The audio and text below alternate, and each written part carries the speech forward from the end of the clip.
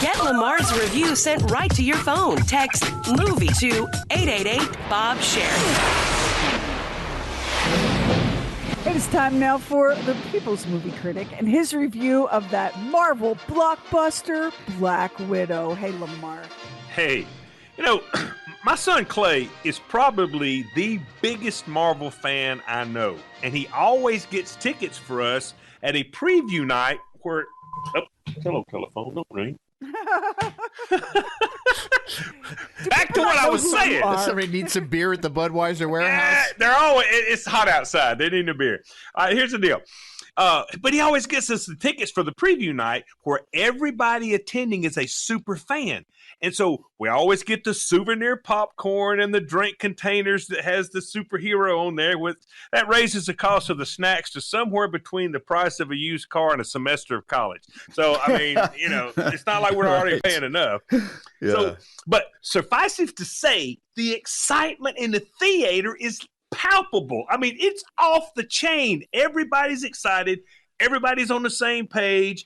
I mean, when something great happens, people are cheering. When something sad happens, they're all, it's fantastic. And in my opinion, it's the only way to watch a Marvel movie for the first time, for the premiere of it. Now, you can go back and watch it again to get all the details, but just being in that place with all those people, it's great. It really is. And Marvel has been talking about making a Black Widow solo movie for like 10 years before they ever started the process. And they started it back in 2018. And the movie took place between Captain America Civil War and the Avengers Infinity War.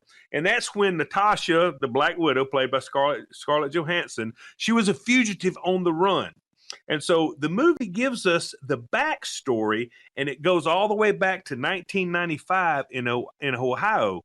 And she has a sister, Yelena, who's played by Florence Pugh, and her parents, Alexei and Melina, are played by David Harbour and Rachel Weisz. And one day, the parents rush home, tell the girls, hey, we're headed for a great adventure.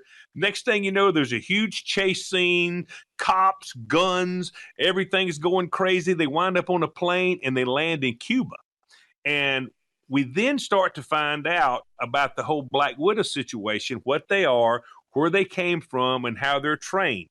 The training program is called the Red Room, and it's a top secret Russian deal ran by a man called Dreykov, who's played by Ray Winstone. And once we see all the backstory there, we come back to present day when Natasha and Yelena meet up after many, many years of being apart. And Natasha plans to kill Dreykov, and Yelena is going to help her.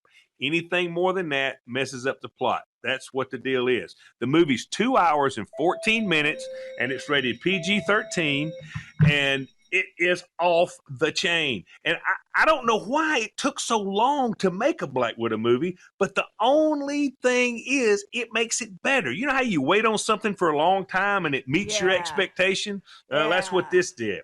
Now, the bad news is, more than likely, after playing Natasha Romanoff for 11 years, Scarlett Johansson says she's done. She feels like this is the perfect way to walk away from the character. She's done everything she can with it. But the great news is Florence Pugh, she totally destroyed it as Yelena Belova, and it looks like she's going to pick up where Johansson left off. She will be the new Black Widow. So, just like all Marvel movies, this one has that just right amount of humor. It's not too much. It's not too silly. It's just right. And a lot of it was centered around Natasha and Yelena's dad, Alexei. He was the Red Guardian many, many years earlier. And that was a Russian super soldier that worked for the KGB. And watching him attempting to put on his old uniform was hilarious. I mean, it was great. But the funniest is a running gag that Yelena has about the pose that Natasha always lands. She lands in that Iron Man pose, down in that squat thing, and then she flips her hair over her back. And she does do this. In all the movies, that's what she does. And Yelena, she was making fun of this off the, not while they were filming. She was making fun just while they were standing around, and their producers decided to put it in. And it's hilarious. It's one of the best scenes. I saw the movie too. It's one of the best scenes in the movie. And I agree with you that Florence how is her last name pronounced? Pugh. She's terrific. She's absolutely terrific. And they already planted a seed. I forget exactly what it was for the next one to come along. Scarlett Johansson also was the executive producer of this movie. Can you imagine the money? No, I cannot. Well, she gets if it hits 900 million, she gets an extra $6 million bonus. She got 25 million for doing this. Well, she and her new husband are expecting a child, and those kids aren't cheap. So God bless that she'll be able to get that $6 million. Yeah, that's right. To cover that daycare and diapers. Oh, listen, I'm giving it 5 cold buds. Don't leave when it's over, because of course there's a credit scene and it's worth staying for. Did you stay for it, Bob? I did stay for it, and I'm not as big a Marvel fan as you are. Not a word. No spoilers. No spoilers. I'm no spoilers. I'm just said I'm not as big a fan as you are. I thought that the effects were really, really great, and I also thought that in some way it was a mother-daughter movie. It was a mother-daughter story.